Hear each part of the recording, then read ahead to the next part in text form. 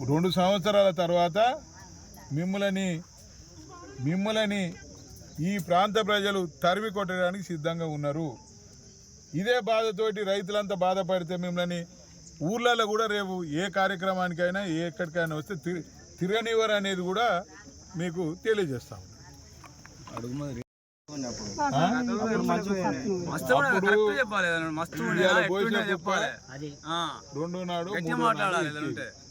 అంతేనా కదా? తెల్లారి ఎత్తేదా? ఇప్పుడు అప్పుడు ఈడ చూస్తే నేనున్నప్పుడు ఈడ చూస్తే ఈ కుప్పల కన్నా ఎక్కువ పడిపోయింది. ఇవాళ ఏడ చూసినా 100 కుప్పలు.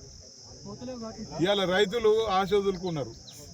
ఆశ వదులుకొని మీద కప్పుకొని ఇక రాదురనైనా మాకు ఈ శని వచ్చింది, ఈ శని పోయినాకనే అన్న ఆలోచనతో ఒక్క రైతు అన్న ఎండకి ఏడ ఉండాలని కప్పుకొని పోయారు.